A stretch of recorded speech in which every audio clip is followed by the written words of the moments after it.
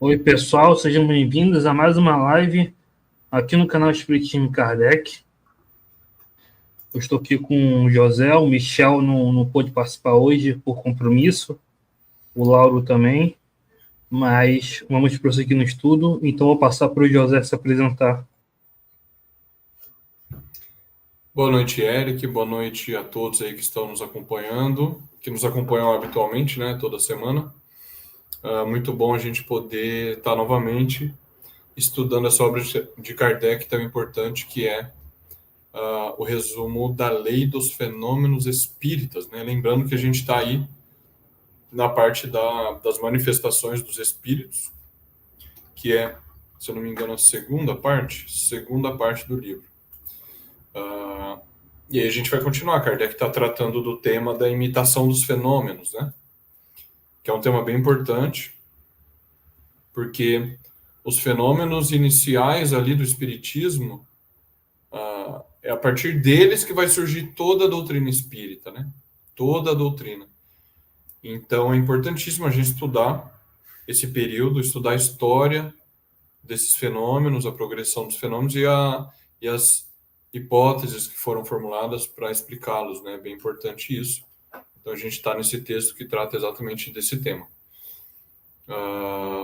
Hoje estamos aí desfalcados, né? Como o Eric já comentou, tanto o Michel quanto o Lauro, eles tiveram alguns compromissos pessoais, não vão poder participar hoje, mas estamos aqui para seguir com o estudo. E aí, na semana que vem, eles já estão de volta para contribuir como sempre, certo? Mônica já está aí, dando boa noite. A gente viu o Luciano também, boa noite. A gente fica sempre feliz com a participação do público, né? Então é isso, vamos dar sequência aí ao nosso estudo, Eric. Pode projetar o texto e a gente vai lendo. Bom, então na semana passada a gente leu o item 20, né? Então o item 20 ele vai comentar sobre exatamente o fato de que algumas manifestações elas são passíveis de serem imitadas por pessoas, por charlatães ou por pessoas que cometem uma fraude, que isso era comum no século XIX, né? Você tinha até pessoas que se aproveitavam disso para ganhar dinheiro, que produziam espetáculos, shows. Então Kardec tinha sempre essa preocupação, né, de separar o que era o fenômeno real do que era uma ilusão, né, do que era produzido no sentido mal do termo, o que era produzido para enganar, né? Então Kardec sempre se preocupou com isso. Ele dizia, inclusive, que o fato de que essas pessoas fossem desmascaradas não era uma coisa contrária ao espiritismo, mas era ótimo para o espiritismo. O espiritismo tirava proveito disso. Era bom que as pessoas fossem desmascaradas, os charlatães, os fraudulentos fossem desmascarados, porque isso contribuía para separar quem era o espírita sério de quem não era, né? E como ele vai comentar aqui abaixo, nada disso infirma os princípios do espiritismo ou infirma os fenômenos que são os reais, os verdadeiros, né, que foram testemunhados por inúmeras pessoas. Então ele está tratando desse tema, né, da imitação dos fenômenos, e aí a gente vai continuar aqui com a leitura a partir do item 21. Tudo bem? Então vamos lá. Eu vou seguir a leitura e depois, como de costume, a gente comenta. Item 21. As manifestações mais fáceis de serem imitadas são certos efeitos físicos e os efeitos inteligentes vulgares, tais como os movimentos, as pancadas, os transportes, a escrita direta, as respostas banais, etc. Não ocorre o mesmo com as comunicações inteligentes, de uma alta importância, ou na revelação de coisas notoriamente desconhecidas do médium. Para imitar os primeiros, não é preciso senão a destreza. Os primeiros, os fenômenos inteligentes vulgares e os fenômenos físicos, né? Não é preciso senão a destreza. Para simular os outros, é preciso quase sempre uma instrução pouco comum, uma superioridade intelectual fora de série e uma faculdade de improvisação, por assim dizer, universal, ou o dom da adivinhação.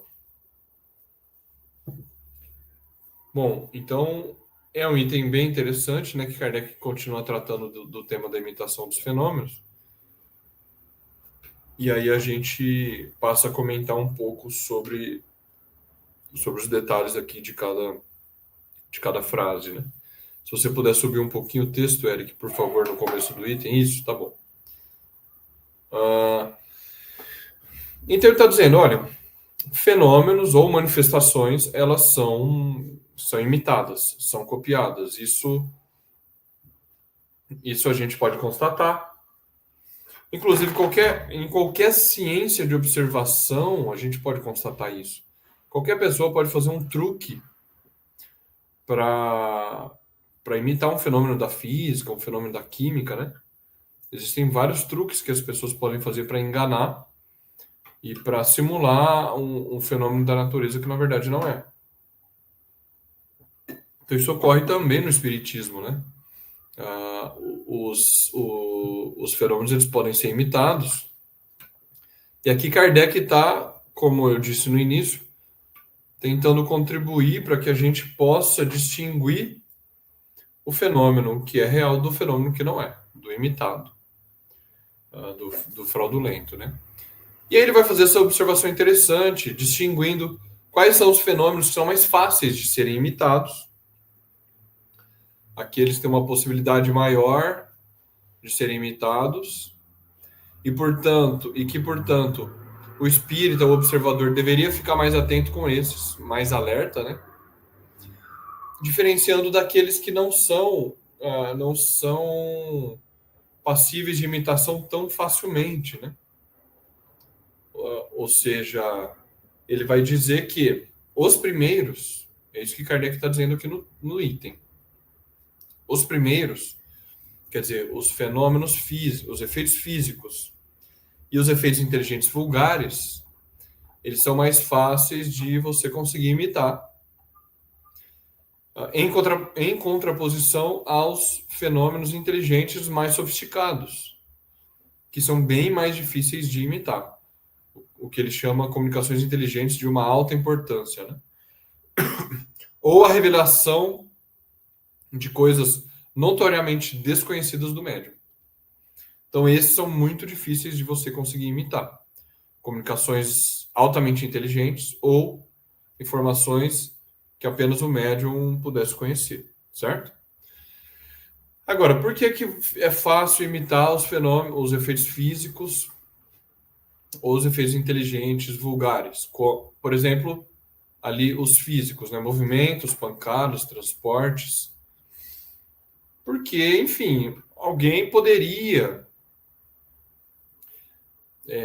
preparar uma mesa, alguém poderia preparar algum mecanismo por trás das paredes, porque a gente sabe que as batidas, as pancadas, elas vinham na mesa, vinham no assoalho, no piso, vinham no teto, nas paredes. Mas alguém poderia deixar aquilo preparado, né? Pensando no caso de charlatanismo. É claro que a gente sabe que é perfeitamente possível que o espírito produza os fenômenos inteligentes, que de fato ocorram batidas na mesa, na parede, no assoalho, e que não tenha nenhuma fraude que seja o espírito tentando se comunicar por fenômeno físico. Mas o que Kardec está dizendo quando a gente analisa aqueles que realmente foi constatada fraude ao charlatanismo, é muito mais frequente você ver em fenômenos físicos, como o caso das pancadas. Porque o cara pode preparar uma mesa, preparar um mecanismo para produzir aquele engano, né? É claro que se a gente parar para pensar, uma pessoa dessa que engana, ela não duraria muito tempo enganando, né? Como diz o ditado popular aí, a mentira tem perna curta, e quem engana um não engana milhões, né? Ou quem engana uma vez não engana 1000 vezes. Então, se a pessoa prepara o mecanismo, em pouco tempo a gente poderia descobrir, a pessoa é desmascarada em algum tempo, né? Como é o caso, e aí o Eric vai me ajudar a lembrar também, que ele conhece bastante de história do espiritismo, como é o caso do fotógrafo, né, após a morte de Kardec, que dizia obter fotografias dos espíritos, e esse caso gerou uma repercussão bem grande, gerou até um processo judicial em que esse fotógrafo foi julgado, e no final das contas, aí o Eric pode até me corrigir, né, foi descoberto que ele de fato fraudava aquelas fotografias, né? Então a pessoa não dura muito tempo fraudando esse tipo de fenômeno.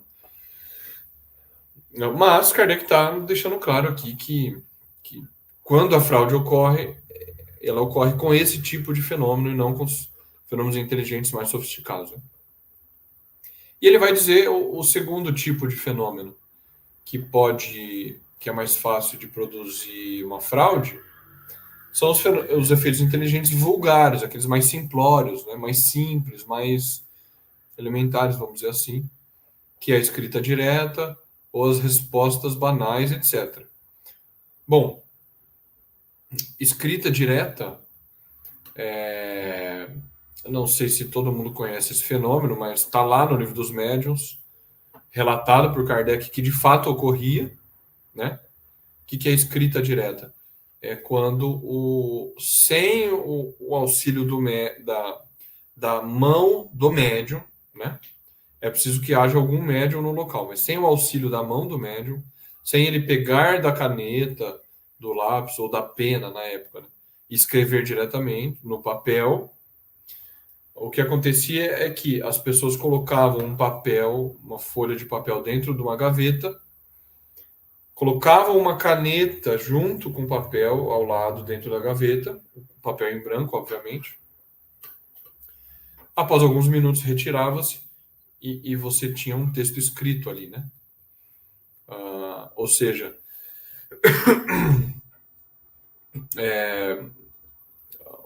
foi produzido ali. Isso era uma coisa que Kardec vai colocar, né? Não só com a caneta junto, mas às vezes ocorria de ser produzido o fenômeno, a escrita aparecer no papel sem nenhuma causa aparente, ou seja, a ideia de que a escrita foi direta, o espírito produziu aquela tinta que seria utilizada ali no papel, né? Isso é o fenômeno da escrita direta. E respostas banais, ou seja, você tem ali a psicografia, você tem um efeito inteligente por escrito, mas são respostas muito banais, muito simples. Isso é mais passível de ser fraudado, porque no primeiro momento você pode, de alguma maneira, preparar o papel, de alguma maneira, né? E as respostas banais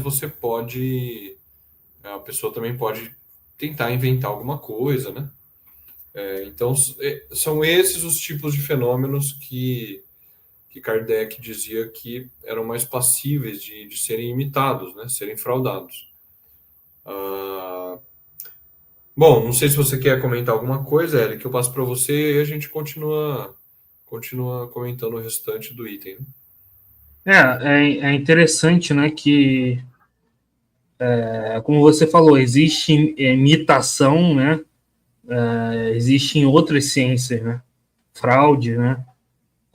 Na física, na antropologia, na arqueologia, enfim. Então,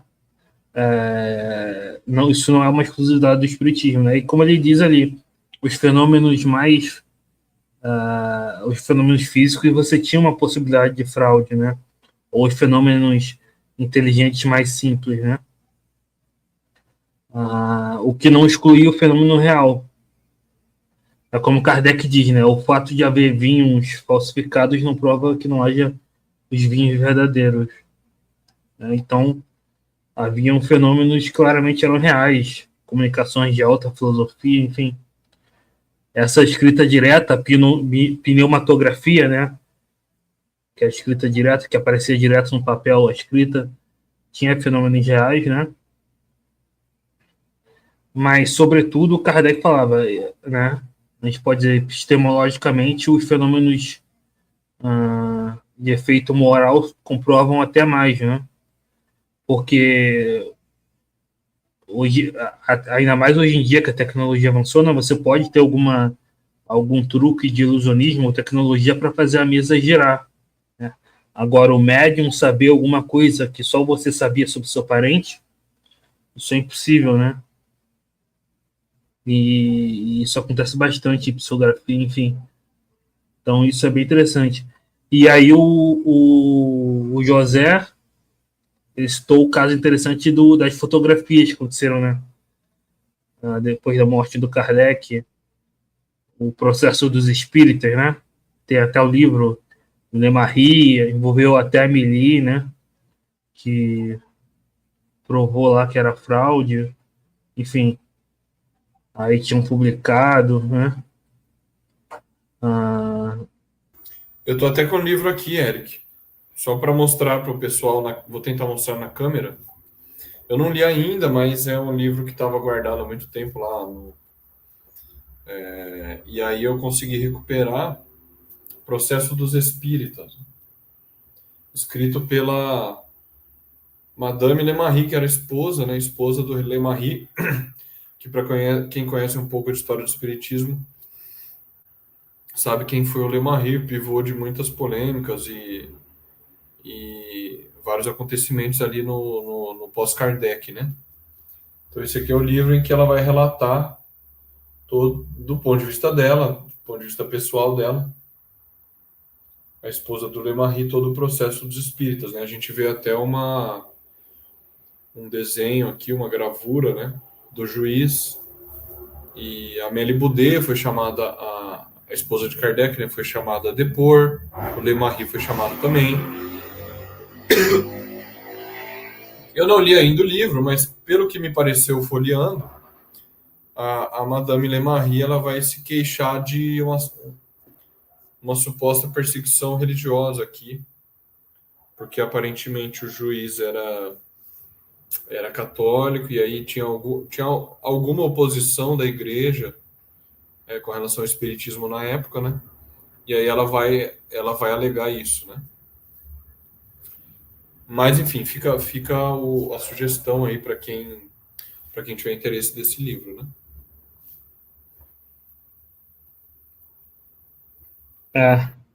Exatamente, né? Teve esse caso, né, de fraude, né? O Lemar pisou na bola algumas vezes por vigilância, né? Mas, de qualquer forma, é um exemplo interessante de que acabou afetando o movimento, né? Espírita, francês, e Kardec falava da importância dos próprios espíritas denunciarem, né? Quando se trata de uma fraude comprovada mesmo, né? Para justamente não recair a culpa sobre os espíritas. E por um dever moral também, né? A Mônica, ela coloca que hoje em dia, com inteligência artificial, ficou mais trabalhoso na identificação, mas a razão é a lógica, ajuda a reconhecer com mais precisão. Né? Hoje em dia tem tecnologias para saber nome, endereço, né? Mas eu não acho que isso tenha complicado, não. Porque normalmente o que vai vir na carta, o que vai vir na comunicação que vai comprovar que é o seu parente, não são coisas que vão estar na internet. Coisas banais, tipo endereço, né? Vai ser, por exemplo, uma conversa que você teve com seu parente, que só você sabia, né? Um detalhe que não se coloca na internet, né? Algo pessoal, né? Então eu não vejo que a internet tenha dificultado tanto, não. Eu mesmo já tive comunicações de parentes encarnados em que teve detalhes ali que o médium não sabia e tinha tudo ali, né? A personalidade da pessoa, a relação da pessoa com a mãe que ela tinha, o modo de desencarne, coisas que as pessoas não colocam na internet, né? Coisas muito específicas e pessoais. Então, acho que não, nas comunicações reais não afetou tanto, né? Até porque, se for pensar, o espírito no mundo espiritual, ele não vai estar pensando sei lá, na placa do carro. Vou falar da placa do carro para comprovar que sou eu mesmo, não vou falar do endereço. Ele vai falar de coisas pessoais ali, específicas, né? Tu vê a personalidade da pessoa, gírias que a pessoa usava informalmente. A pessoa não usava na internet, usava conversando informalmente, né, em casa. Então, ainda é bem fácil. Pelo menos assim, a questão de não ter tanta comunicação hoje com parente é porque deixaram a evocação de lado, é só isso. Se tivesse evocação, não é difícil entrar em contato com parente desencarnado. Aquela história do telefone se toca de lá para cá é bobagem, é muito fácil. Entende? Os grupos particulares que existem hoje mostram isso e Kardec já mostrava. Né? Não sei se o José quer falar alguma coisa sobre isso. Não, eu concordo. Assim, a inteligência artificial, ela pode encontrar informações como ela que mencionou, endereço, placa de carro, etc. Ela pode forjar imagens, vídeos, mas eu acho que ainda continua de pé essa questão das provas morais, né? De uma informação que só a pessoa sabia, ou de uma maneira de se referir a tal pessoa que o médium não sabia e que aquele parente desencarnado fazia, né? E é muito interessante como a gente ouve relatos de pessoas que nos contam que já presenciaram esse tipo de prova moral e pessoas que nem se consideram espíritas, assim, hoje em dia contando essas coisas exatamente da maneira como Kardec relata nas obras, né? É muito interessante isso. Olha, a gente é espírita, a gente ouve relatos, as pessoas muitas vezes nos contam as coisas para saber, para tirar dúvida, etc. E só mencionando no último mês, para mim, só no último mês, 2 pessoas me relataram fenômenos desse tipo. Uma pessoa com sonhos premonitórios e de fato a coisa aconteceu.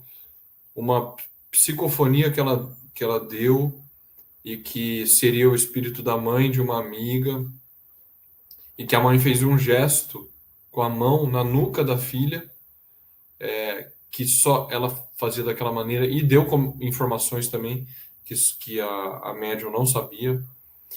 Uma outra pessoa me relatou o avô que morreu e aí depois ele deu uma comunicação através de algum membro da família e ele mencionou um relógio de muitos anos que estava guardado numa gaveta e quando foram ver estava lá mesmo e a pessoa, o médium que deu essa comunicação não fazia ideia desse fato. Então, assim, só no último mês eu tive esses 2 relatos bem interessantes, bem interessantes. Então, é esse tipo de prova, né, que a gente vai notando que as pessoas, a gente consegue observar, né? E, às vezes, não é não é uma informação que a pessoa dá, mas eu já presenciei isso.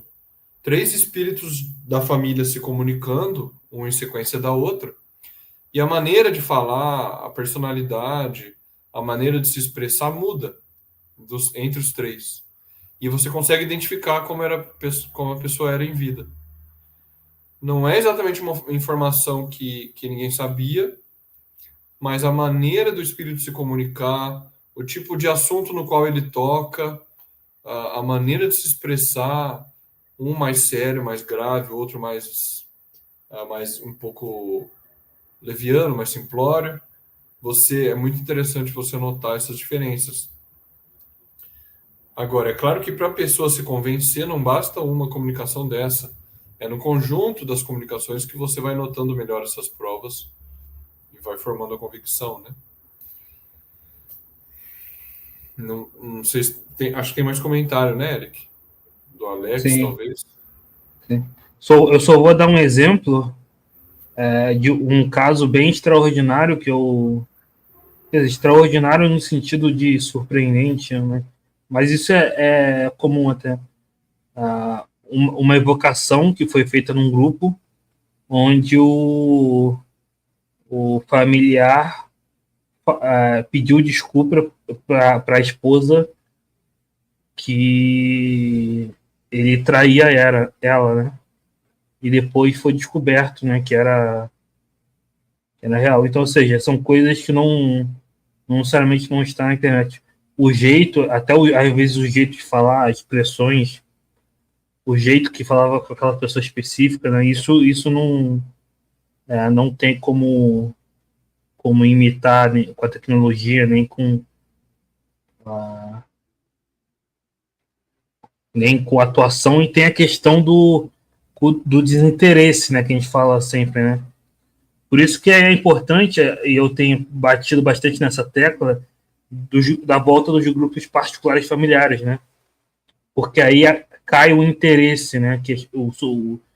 Se você não tem mais a questão do interesse econômico nem moral, né? Vou falar, não, a pessoa está fazendo, o médium está fazendo aquilo porque ele quer ser visto como um santo famoso. Então, o grupo familiar ou particular entre a família, entre amigos, entre estudiosos que têm afinidade, evita isso, né? E a volta da prática da evocação, né? Então, eu estou sempre incentivando aqui no canal a criação de grupos particulares de evocação, que o pessoal faça, né?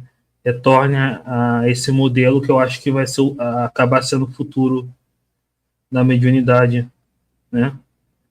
Aqui o Luciano cita o canal do Arthur. O Alex fala, Eric, mas o telefone toca só de lá para cá mesmo. Hoje podemos evocar, mas não que venha necessariamente o espírito que chamamos. A única questão é que o movimento interpreta apenas de uma forma. A frase ela não é usada no movimento e não foi criada nesse sentido que você está falando, né? É claro que a gente pode evocar e não vir, né? Tanto que uma das recomendações do Kardec é perguntar ao anjo da guarda do médium, ao guia do grupo, se é possível a evocação. É claro que o espírito pode não querer ou pode não ser permitido, né? Mas na maioria das vezes acontece, né? A maioria das vezes, se for um parente seu, por exemplo, por que ele não iria querer vir ou por que não seria permitido? Na maioria das vezes a evocação acontece facilmente, não tem muito problema disso. Eu acho que realmente não é nesse sentido, né? Que, que o movimento espírita entende essa expressão. É no sentido da proibição da evocação mesmo, né? Como foi defendido pelo André Luiz e pelo Emmanuel, né? É mais nesse sentido. E aí a gente sabe que a posição de Kardec é diferente com relação a isso. Eu só queria comentar essa questão que o Eric mencionou dos grupos familiares, né? a gente tem visto um movimento de aumento dos grupos familiares, e uma coisa bem interessante é a comunicação entre esses grupos, né? Uma certa união entre esses grupos, que uma das pessoas que está encabeçando isso é o Eric. Então a gente precisa reconhecer a importância do trabalho que o Eric tem feito, né? De fomentar esses grupos, incentivar que as pessoas criem esses grupos, realizar a unificação, o diálogo, o contato entre esses grupos e a divulgação da existência deles. São 3 coisas, né? Você incentiva que as pessoas criem, você divulga a existência dos grupos, porque às vezes a gente nem sabe que existe, e você tenta unificar, criar uma certa união entre esses grupos. Tudo isso o Eric faz, né? Isso é um trabalho bem interessante. No canal do Eric, quem puder assistir no canal Espiritismo em Kardec, ele tem muitas lives com pessoas que participam, que organizam grupos familiares, né? Então é um trabalho bem importante mesmo. E por que esses grupos familiares são tão importantes? Como o Eric falou, você está se comunicando ali com parentes. Primeiro que você está no seio familiar, com pessoas próximas, né? Já é um grupo homogêneo. E você está se comunicando com parentes, pessoas íntimas, que já morreram. Isso contribui para o desinteresse, né? Não tem porquê, nesse contexto, a pessoa cobrar. Isso contribui para o desinteresse e já é um indicativo também de ausência de charlatanismo ou fraude, né? Porque sempre que tiver charlatanismo ou fraude, vai ter um interesse, a pessoa vai cobrar alguma coisa ali. Então você acaba excluindo esse tipo de coisa. E como a gente está vendo nesse item, a prova moral, no sentido que a gente tratou aqui, ela é a mais convincente de todas, né? Então, às vezes o relato de uma pessoa não convence, às vezes você lê a obra não convence, mas se cada pessoa puder formar um grupo particular, desenvolver a mediunidade dentro da sua própria casa, e ela mesmo ter contato com esses fenômenos, ela mesma poder experimentar, ela mesma poder evocar um avô, um pai, uma mãe que já morreu, um amigo íntimo, e ela mesma poder constatar a realidade desses fenômenos, isso é muito mais forte no convencimento de que a alma de fato existe, que a alma sobrevive, que existe um mundo espiritual, etc, etc. Então, essa formação dos grupos familiares realmente é muito importante. Nós espíritas precisamos nos compenetrar disso e falar mais e fomentar mais esses grupos, porque de fato eles são muito importantes.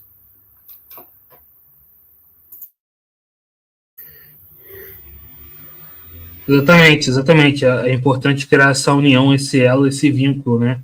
Sem rivalidade entre os grupos, criar essa união, enfim. O que eu sei que faz isso, né? É o IPEAC, né? O GEAC, o IPEAC. Eles têm até uma revista onde eles publicam e tem vários grupos ligados lá ao IPEAC, né? Enfim. E a gente está tentando também estimular a criação de grupos de evocação e ligar esses grupos, né?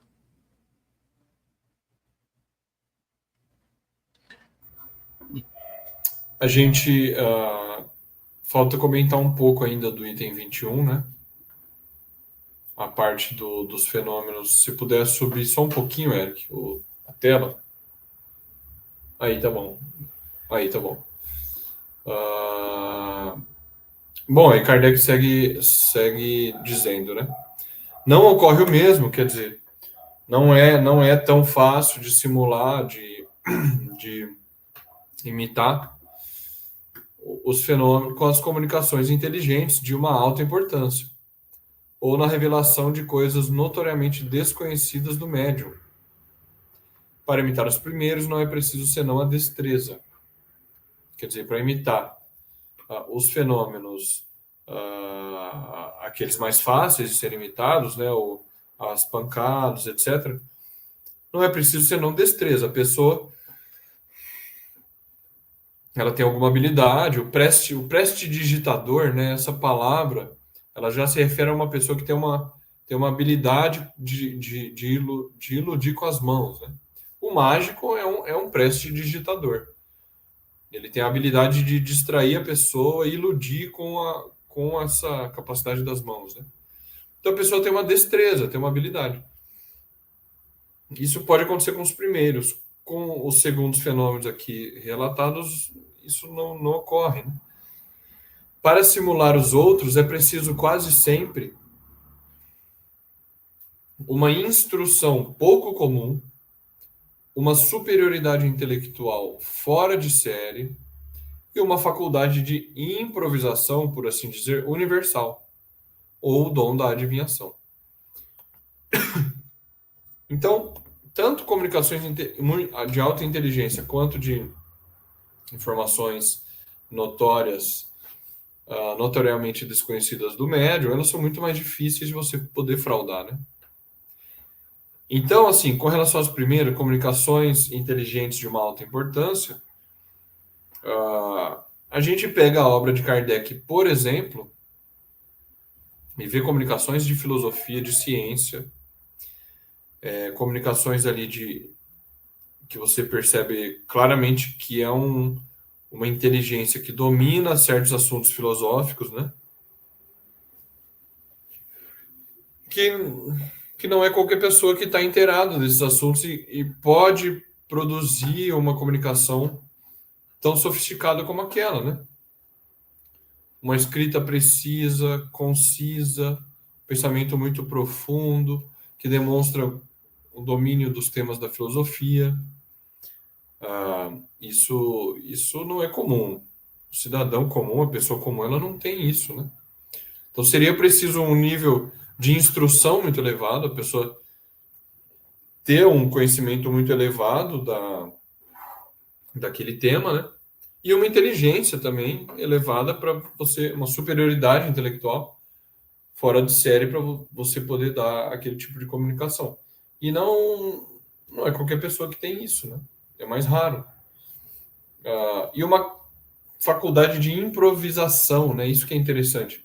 Porque o médium, ora ele dá comunicação de um tema, de um certo espírito, uma comunicação impecável do ponto de vista filosófico, lógico, e em seguida ele dá outra comunicação de outro tema, de outro autor, de outro pensador, e depois de outro.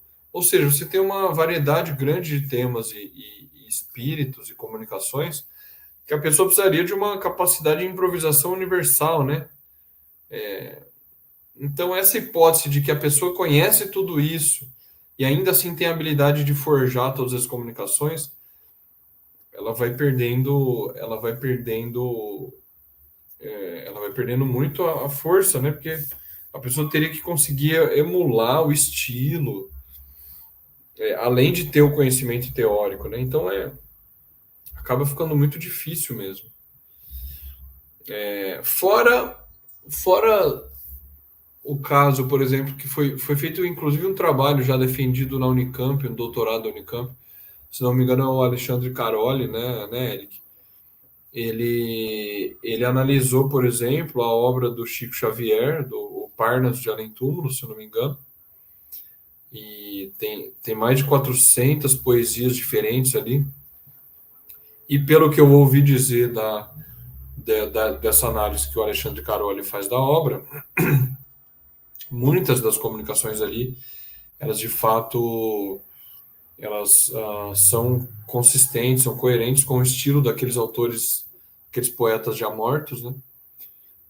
Estilos diferentes, que são coerentes com esses autores, vindas de um médium, que é o Chico Xavier, que não tinha qualquer instrução. Era uma pessoa completamente fora dessa descrição que Kardec faz, né? Um nível de instrução elevado, uma superioridade intelectual.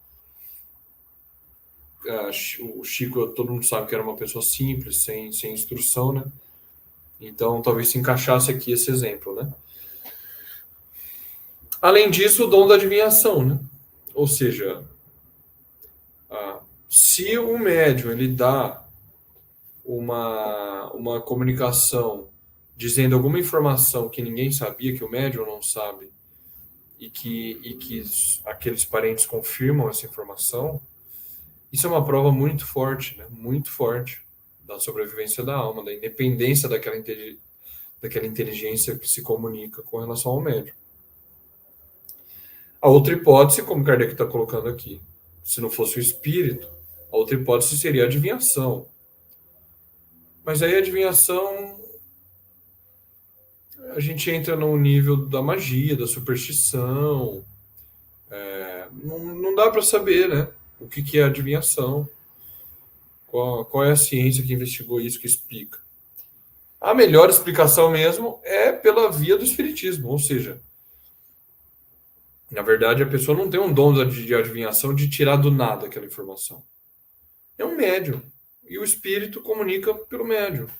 E diz uma informação que aquele espírito sabia em vida. É uma coisa muito racional, assim, não é nada tão surpreendente, tão ilógico, né? O espírito sabia aquela informação em vida. Ele morre. E eles comunicam pelo médium. Não há nada de muito... É uma coisa natural, né? Muito mais natural do que o dom da adivinhação. A adivinhação a gente entraria no que? Em oráculo, esse tipo de coisa. Que a gente entra num nível de superstição, de magia que não cabe dentro do espiritismo, né? Sem falar que, como Kardec analisa no capítulo dos sistemas do Livro dos Médiuns, havia essa hipótese na época, né, de que o médium, vamos dizer assim, telepaticamente captaria da mente das pessoas, né? Só que havia circunstâncias que o médium falava coisas que nem as pessoas ali sabiam, né? Por exemplo, às vezes o médium manifestava conhecimentos de filosofia que ninguém ali sabia, né? Então, não poder esse sistema, né? Como ele falava, de que o médium captava do pensamento dos outros, isso não explicava todos os fenômenos, né? A única teoria que explicava todos os fenômenos era a teoria espírita.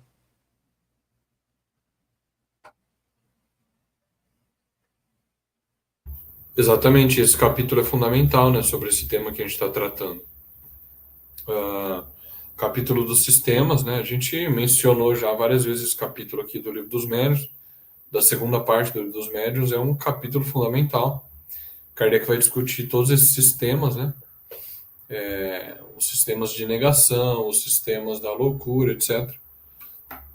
Para ele concluir no final, como último sistema, né, que ele vai analisar, o sistema multi-espírita, ele chama, né?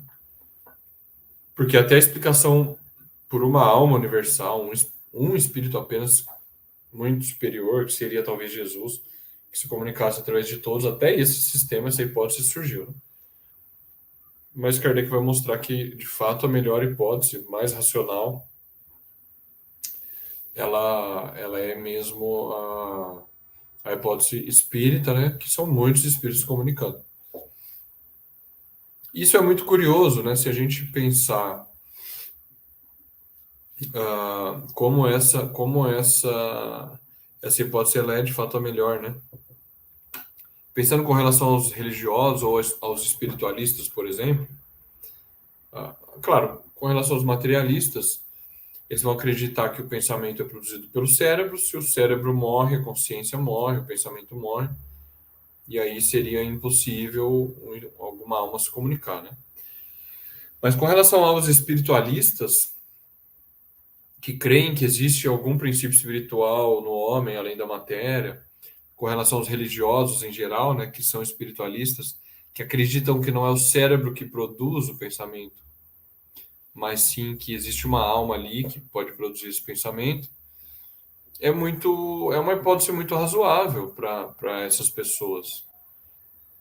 Porque se a gente parar para pensar, uma pessoa que não é espírita, mas é espiritualista, que aceita que existe uma alma no corpo, e essa alma utiliza do cérebro para formular pensamentos e usa o aparelho fonador, a boca, a garganta, para comunicar esses pensamentos, muito facilmente essa alma fora do corpo poderia usar não o corpo dela mesmo que ela estava, mas usar o corpo do médium para fazer a mesma coisa. e comunicar os seus pensamentos através de outro médium. É muito racional isso, é muito razoável, né? Então, para os espiritualistas, é muito mais fácil. Kardec era muito sábio com relação a isso, porque ele notou isso, né? Ele falou: olha, é muito mais fácil o espiritualista se tornar espírita do que um materialista. Porque o espiritualista ele já aceita que existe um princípio espiritual no homem além do próprio corpo, né? Disso para você aceitar os fenômenos espíritas é apenas um passo. Agora, com relação ao materialista, de fato, já seria mais difícil, né? Já seria mais difícil. Temos mais algum comentário, Eric? Alguma pergunta? Ou você quer comentar algo? Né? E, além disso, o Kardec fala no capítulo de sistemas que a hipótese espírita foi a única que não foi preconcebida, né? Então, Kardec, pelo raciocínio da... Você até fala isso da abdução, que tem o dedutivo, tem o indutivo, tem a abdução, que é um tipo de raciocínio, né? Ele deduziu, né? Só ele concluiu, né? Só a hipótese espírita, só a teoria espírita que explica todos os fenômenos e não é preconcebida, né? Enfim, tem aqui pergunta da Ana. Ela pergunta assim: qual a razão por não ser permitido? Quem não permite? Por que não permite? É, pode não ser permitido por diversas razões, né? Às vezes uma prova, uma expiação por espírito ou por familiares, né? É claro que isso não é que Deus tá num trono e fala assim, não, você não vai. Não é assim, né? É as leis naturais, né? Que Deus criou. Mas o motivo pode ser prova, expiação, né? Tem espíritos que ficam naquele estado de escuridão, de cegueira, entre aspas, né? Não conseguem ver os familiares. Então, pode ter... Às vezes o espírito está encarnado, né? Ele está encarnado, ele está no momento em que ele não pode entrar em repouso para se comunicar. Pode ter várias questões de por que não pode acontecer, né? Exatamente, o Eric lembrou do caso do. Pode acontecer de ser uma expiação, né? No próprio Céu e o Inferno, o Céu e o Inferno, a obra de Kardec, você tem casos desse tipo de que a expiação do espírito logo após a morte era o isolamento, né? Ele estava isolado, ele não conseguia ver as pessoas, se comunicar, etc. Então, por vezes, caso ocorra isso, você pode tentar se comunicar e o espírito não poder, né? Mas isso são, pela experiência que a gente tem, né, Eric?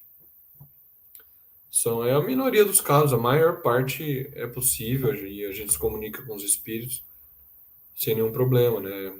Isso não deve ser um impeditivo para que as pessoas não se comuniquem, não busquem a comunicação, não. A gente tem que buscar, e aí, se não puder, o espírito não vai se comunicar, mas a gente tenta, né?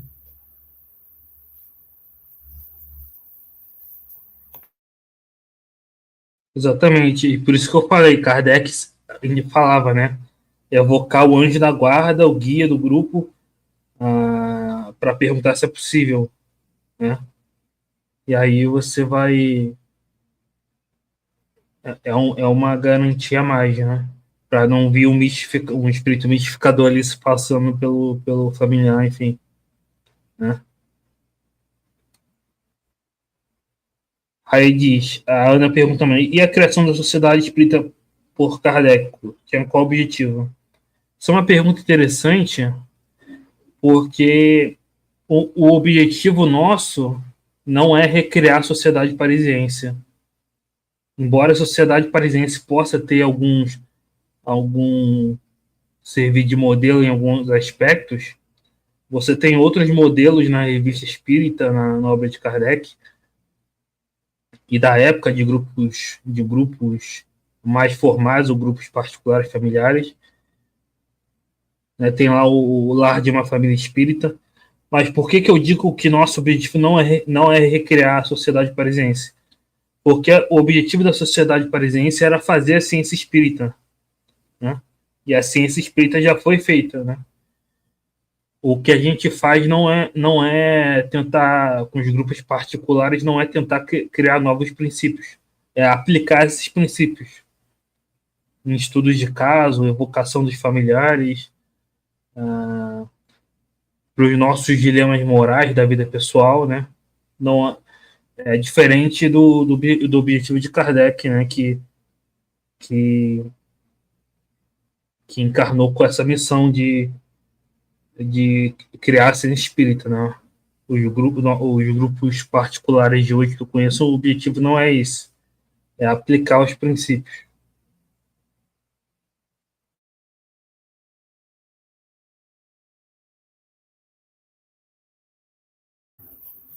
É isso. Será que tem mais alguma pergunta, algum comentário, Eric? Tô vendo aqui o Luciano fala, na própria obra de Kardec há informações que os espíritos gostam de se comunicar. Exatamente. É natural, né? O familiar, ele quer falar com, com o familiar que ficou aqui, né? De maneira mais ostensiva. Isso é completamente natural e compreensível, né?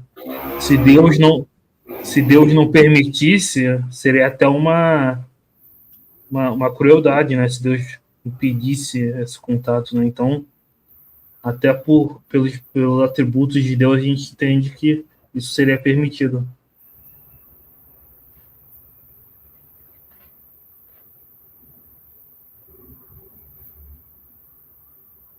Aqui o Alex fala, sim, sim, por isso eu falei, o movimento espírita interpreta dessa forma apenas, lamentável. O movimento espírita, infelizmente, adotou isso com a obra do André Luiz e também do Emmanuel, né, no Consolador, que o do Consolador, Emmanuel proíbe a evocação, né? E o André Luiz também. Então, infelizmente, o Emmanuel usa aquele argumento de que Kardec era missionário, né? Mas não faz sentido nenhum isso, porque Kardec não era só Kardec que praticava na época, né? E Kardec não escreveria um capítulo, o capítulo 25 do livro dos médiuns, só para ele mesmo, né? Não faria sentido nenhum, né? Então o argumento do Emmanuel ali é tosquíssimo, né? De que Kardec era... Então por que Kardec escreveu um capítulo sobre a vocação? Ele escreveu para ele mesmo, né? Não faz sentido nenhum, né? É um argumento completamente descabido ali do Emmanuel, né? Que mostra que ele não era superior a coisa nenhuma. Sim, com certeza. Não faz sentido nenhum. Se fosse só para ele, ele escreveria e deixava na gaveta dele, né? Não publicaria num livro. O nome do livro é O Livro dos Médiuns ou Guia dos Médiuns e dos Evocadores. O que é um guia? Um guia, você pega instruções que alguém criou e você aplica, você reproduz, você repete aquilo. Isso é um guia, né? Então, é o guia para o médium e para o evocador. Os dois trabalharem em conjunto para praticar a mediunidade. Kardec deixa isso muito claro. Não tem como dar uma interpretação diferente dessa. É só mesmo a má-fé ou ignorância ou algo do tipo que vai entender de maneira diferente, né? Só para complementar, o André Luiz também proíbe a evocação no livro A Conduta Espírita, né? E eu diria que é muito grave o que ele afirma lá, porque ele diz que as pessoas não devem evocar, devem se omitir de evocar entidades e devem aceitar sem exigência os ditames da esfera superior. Aceitar sem exigência os ditames da esfera superior. É o que defende o André Luiz nessa obra Conduta Espírita. O que é lamentável, né? É lamentável porque vai completamente contra o que Kardec recomendava. Primeiro, a evocação, sim, de espíritos, e também a análise rigorosa, crítica, lógica, racional de toda e qualquer comunicação.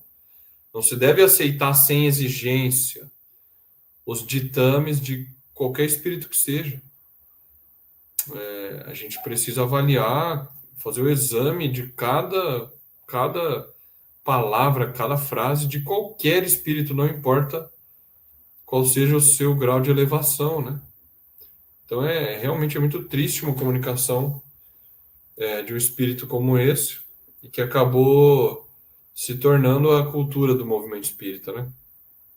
Às vezes as pessoas não evocam, não praticam a mediunidade, elas nem sabem que o André Luiz e o Emmanuel falaram isso. Mas é a cultura que se criou dentro do movimento espírita. A pessoa entra no centro espírita, é assim que é feito, ou é assim que não é feito, né? A ausência dessa prática. E aí a pessoa simplesmente acha que esse é o correto. Ela nem sabe de onde veio isso, né? Mas a gente sabe muito bem de onde veio. Exato, exatamente. Enfim, é uma postura lamentável realmente é uma postura de um espírito que não quer concorrência, né? Que é só ele ser ouvido, né? Para não evocar outros. Enfim, o que desculpe, mas acaba sendo uma postura de mistificação, né?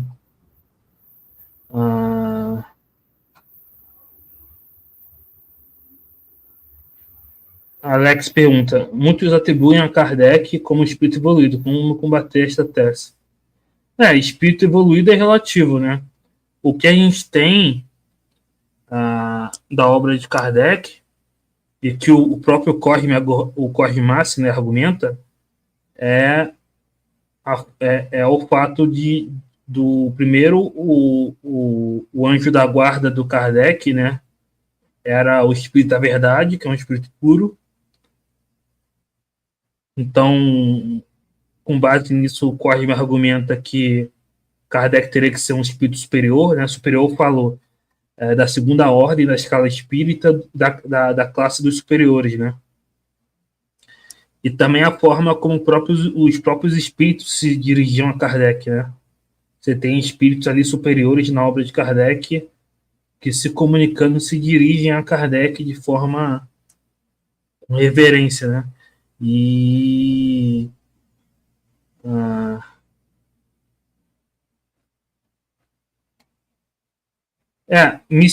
então, na obra do Kardec, no livro dos Espíritos, Kardec tem duas definições de missão. Tem a missão no sentido lato e no sentido estrito.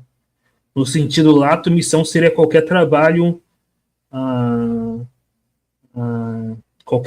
útil, né? No sentido estrito, seriam esses espíritos que causam um progresso rápido em áreas importantes, e tem uma certa evolução. Então, nesse sentido, Kardec seria missionário, né? Recomendo que você veja lá as questões do Livro dos Espíritos que fala de missão, para entender melhor o sentido de missão na obra de Kardec.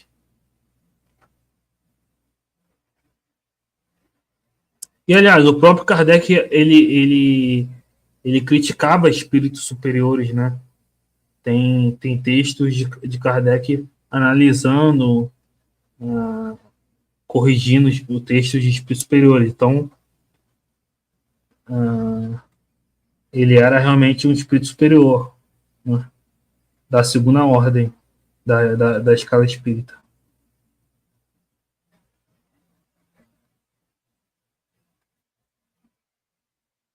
Sim, sim. Sim, Kardec foi missionário. A questão que eu falei é do Emmanuel usar esse argumento de missionário para falar que não pode evocar, né? O Emmanuel fala que só Kardec podia evocar porque ele era missionário. Isso aí que eu falei que tá errado. Agora, Kardec era missionário, é óbvio que ele era.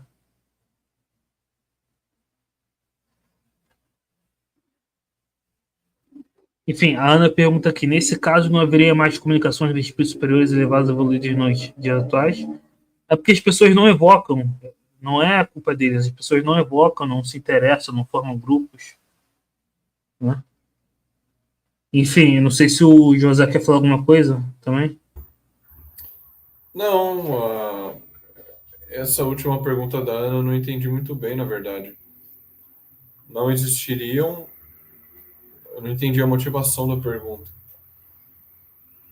Não existiriam mais comunicações de espíritos elevados, superiores?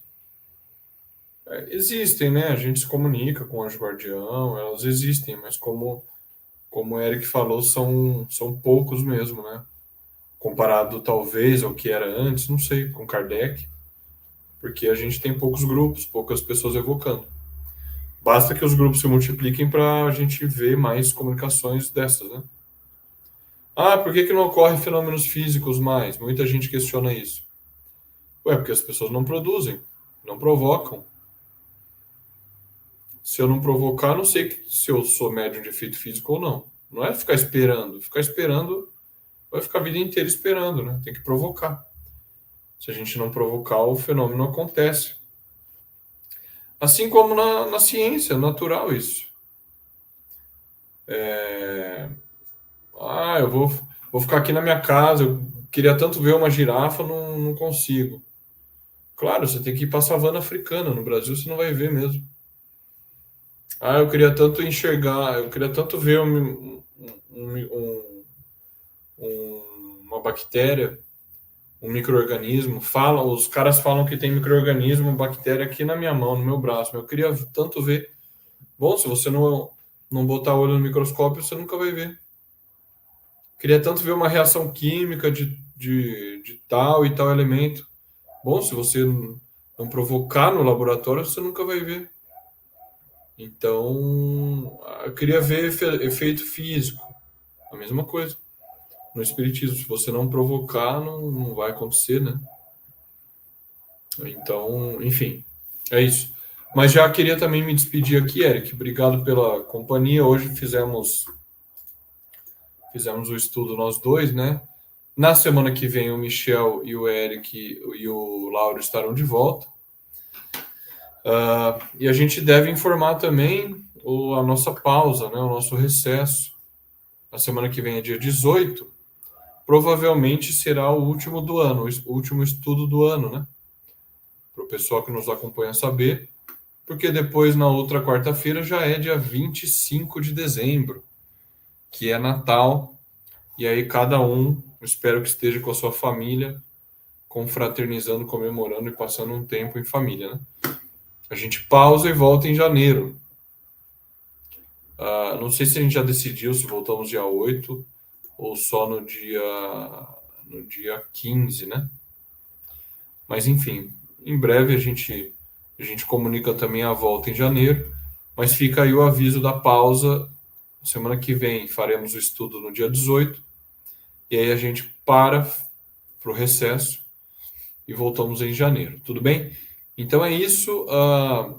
Todos aqueles que assistiram, que acompanharam, muito obrigado pelos comentários, pelas perguntas.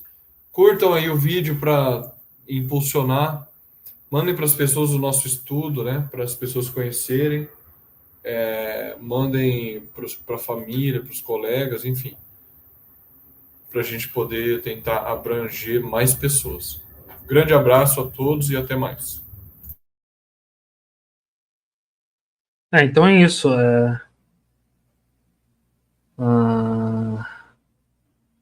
Eu queria agradecer também, né? Na próxima quarta a gente está aí de novo, né? A Ana perguntou se as comunicações do IPEAC são públicas. Sim, são.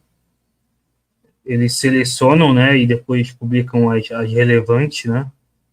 É só entrar lá no site deles. Tem inclusive lá um livro da Terezinha Colli, né? Sobre os grupos familiares. E é isso. Curtam, compartilhem, se inscrevam e nos vemos na próxima. Até a próxima quarta. Abraço.